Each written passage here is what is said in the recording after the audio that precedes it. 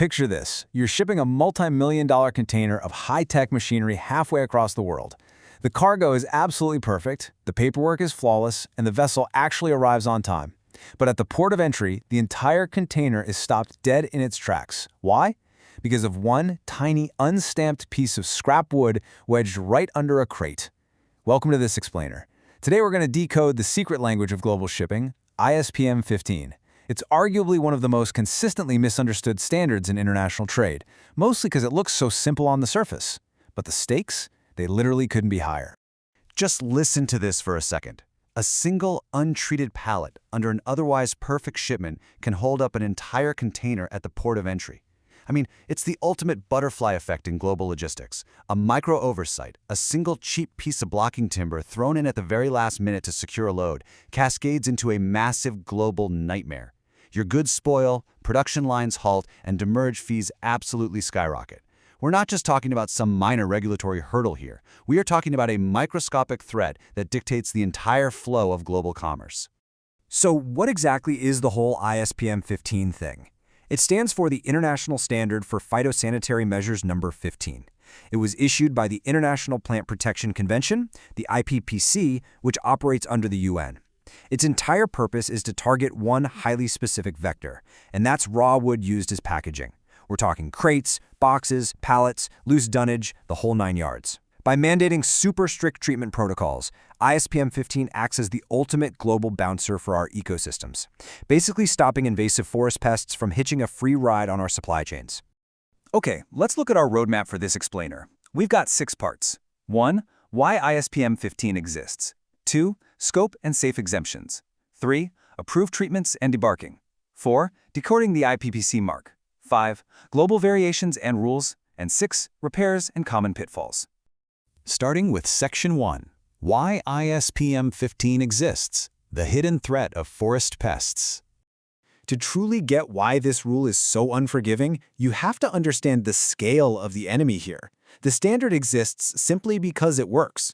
Historically, some of the absolute worst introductions of forest pests into new ecosystems didn't happen because of the cargo. Notorious pests like the Asian longhorn beetle or the brown marmorated stink bug, they traveled internationally by hiding deep inside solid wood packaging. They weren't in the steel parts or the electronics. They were burrowed inside the crates protecting them. Now, ISPM 15 is brilliantly designed to require that wood be treated and marked just once at the point of manufacture or treatment. That single certified intervention is what over 180 contracting parties worldwide rely on, so they can allow entry without demanding a separate, really expensive phytosanitary certificate for the wood every single time you ship. Moving on to Section 2, Scope and Safe Exemptions. Basically, what is and isn't regulated. This is where things get super practical because knowing exactly what falls under this regulation and what doesn't is going to save you immense time and money. On the scope side, ISPM 15 strictly applies to raw, unprocessed softwood and hardwood that's thicker than 6 millimeters. So that's your loose dunnage, crates, cable spools. But over on the exemption side, processed woods like plywood or oriented strand board are totally exempt. Why? Well, because the manufacturing process itself, using glue, high heat, intense pressure, completely destroys any pests. Thin wood, 6 millimeters or less, is also exempt. And here's a massive mythbuster for you. Wood components permanently attached to freight vehicles, like a shipping container's built-in wooden floor, are completely exempt because they're part of the conveyance itself, not packaging accompanying the cargo. But watch out for what we call the practical trap. Imagine you've got this beautiful, fully compliant, heavily treated ISPM 15 pallet, but one of the blocks gets damaged and somebody in the warehouse just grabs a random piece of untreated solid wood and nails it in to fix it. Bam! The entire unit instantly loses its compliance. Mixed construction must be treated as raw wood packaging in full. Just one weak link breaks the entire chain. All right, Section 3, Approved Treatments and Debarking. How to properly sanitize this wood. Let's get into the actual science of compliance here. How do we properly sanitize this wood so those pests are totally eradicated? Well, before we even talk about heat or chemicals, we got to talk about bark. Debarking is an absolute requirement. It's a mechanical process of tearing the bark right off the log. But it doesn't have to be flawlessly clean. The standard does allow for small patches of bark to remain, as long as each individual patch is either less than 3 centimeters wide, or if it's wider than that, its total surface area has to be less than 50 square centimeters.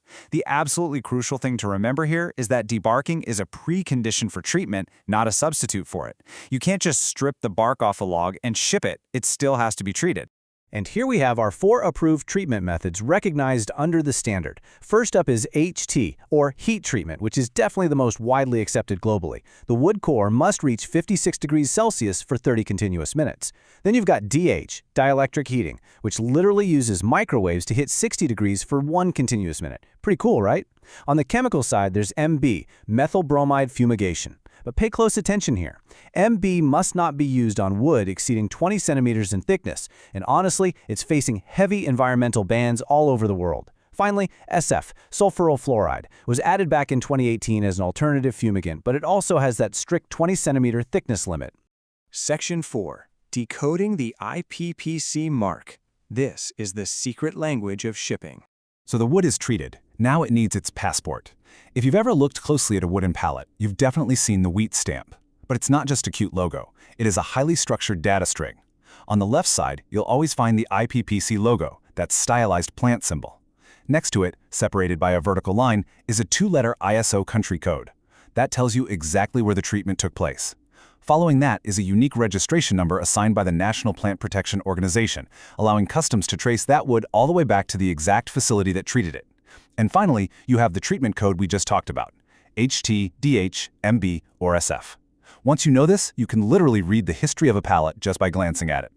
But there are incredibly strict formatting rules for this mark. It must be permanently applied by branding, stamping, or stenciling. It absolutely, under no circumstances, can be hand-drawn. If a warehouse worker tries to recreate the wheat symbol with a black Sharpie, it is instantly non-compliant. I don't care how accurate the information is.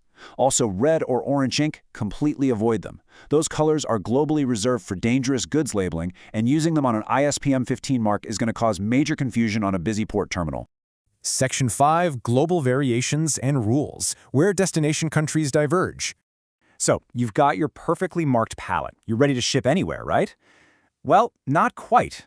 ISPM 15 is a harmonizing standard, sure, but it's not a single global law. Countries apply it through their own national regulations. For example, if you're shipping to the European Union using a pallet treated with methyl bromide, you are in for a bad time. The EU banned MB completely back in 2010 for environmental reasons. Heat treatment is your practical option there. In the US, heat treatment is also the practical default, even though MB is technically still listed. Australia? They get even stricter. They use the Bicon system, which layers mandatory seasonal stink bug treatments right on top of ISPM 15 during high-risk months.